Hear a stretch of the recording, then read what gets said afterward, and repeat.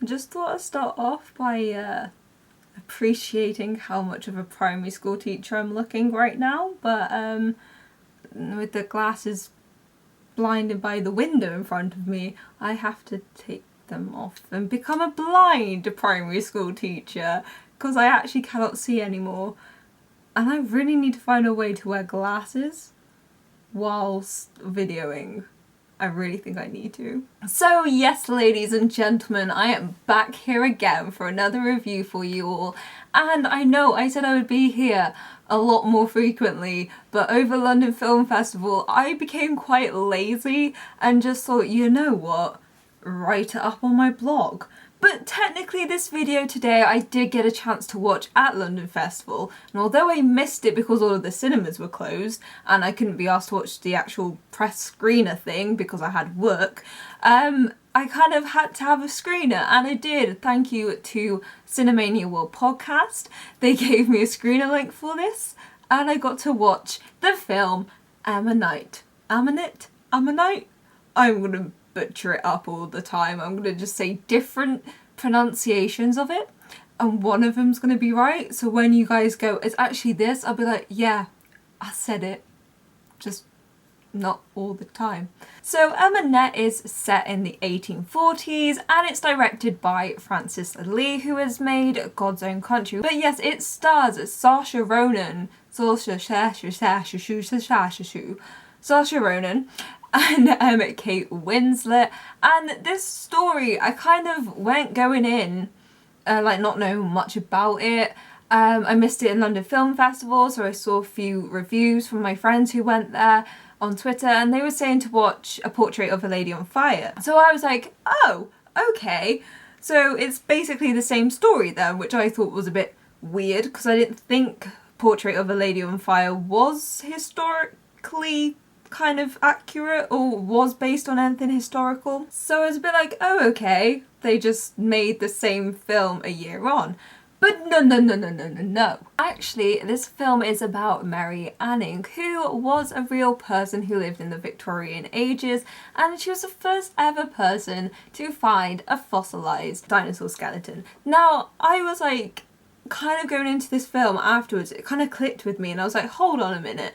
I think I know who this is about, and I know who it's about because I watched a QI episode, actually including her. And she's from the rhyme, she sells seashells on the seashore.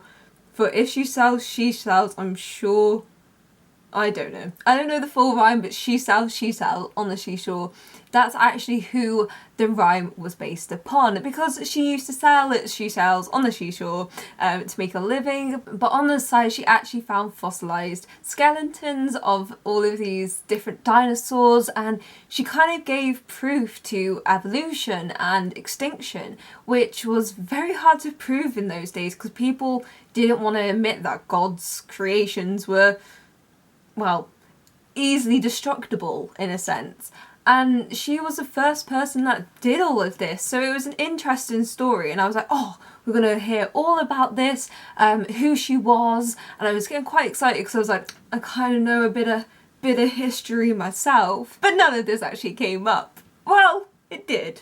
Like, she went out and got a lot of fossils, and they mentioned how she found the Ichthyosaurus, which makes me feel like I'm saying Ichthyosaurus. And she found that at 11 years of age.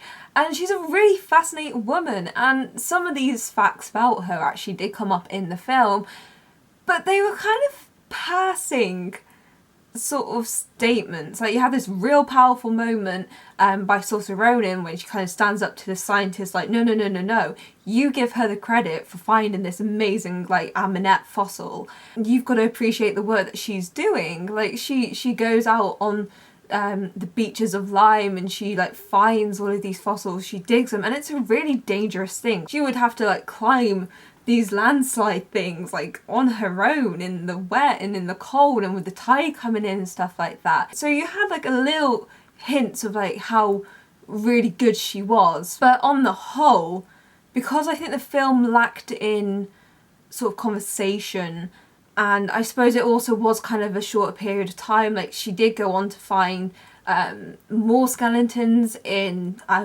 like on the outskirts of Germany. So I suppose it wasn't kind of like a biographical thing where it showed all of her life.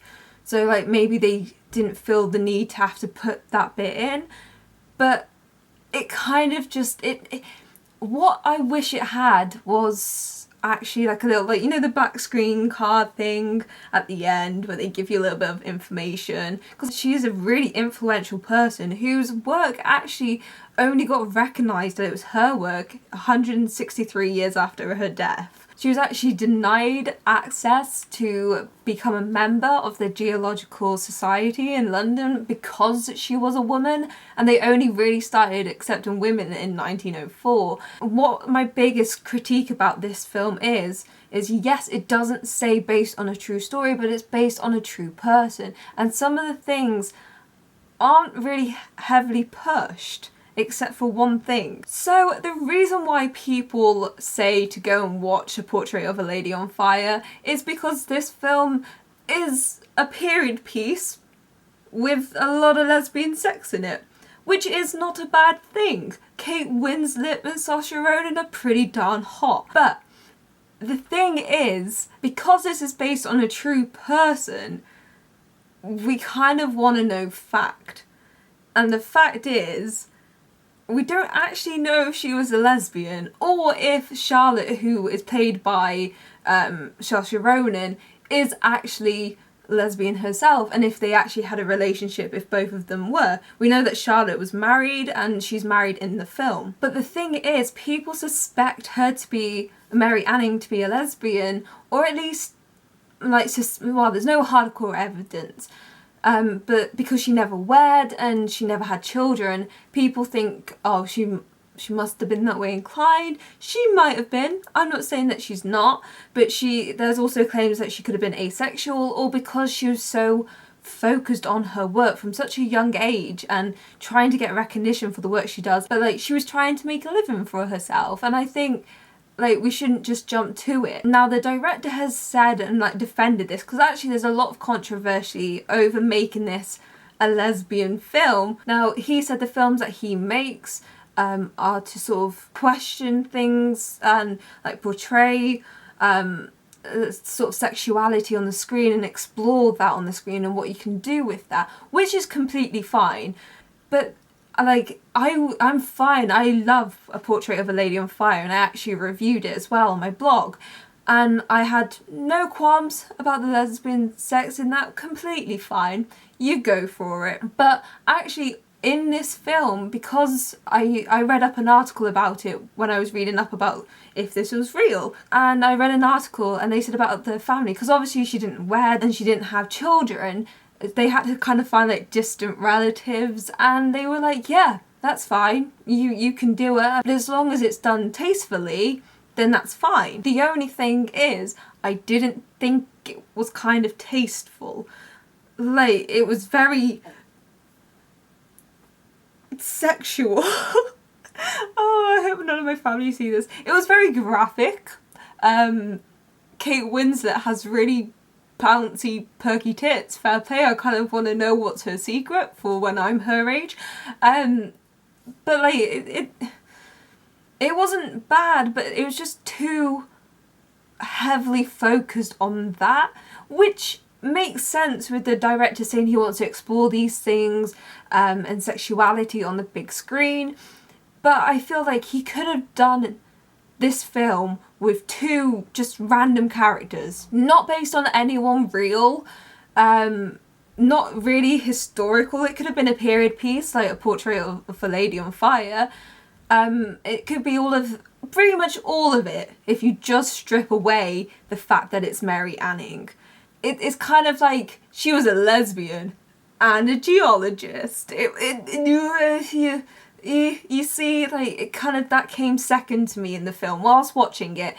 I'm only saying that because I think with how the film kind of lent itself to the story, like, there was nothing really, I didn't fully invest in their relationship, or at least their sort of like questioning of a relationship before like the big bam kiss, bam, Kate Winslet goes down, and whoa. The film didn't give sexual tension. I think with films you want to have that, like, will they, won't they? And don't get me wrong, there are sort of subtle cues, especially in Winslet's acting, that kind of gives like you can see her questioning it. Like, she's rubbing the back and she feels something. And like, people go, oh, is that maternal? But obviously, because we know from the trailer that them two are gonna kiss, we're like, well, obviously it's sexual attraction rather than like sort of maternal, like looking after her. So like, we do get a bit of that, and we do see how Anning kind of copes with it. But it's Charlotte, it's Saoirse Ronan's character, that I don't think has that kind of questioning. It just kind of comes out of nowhere.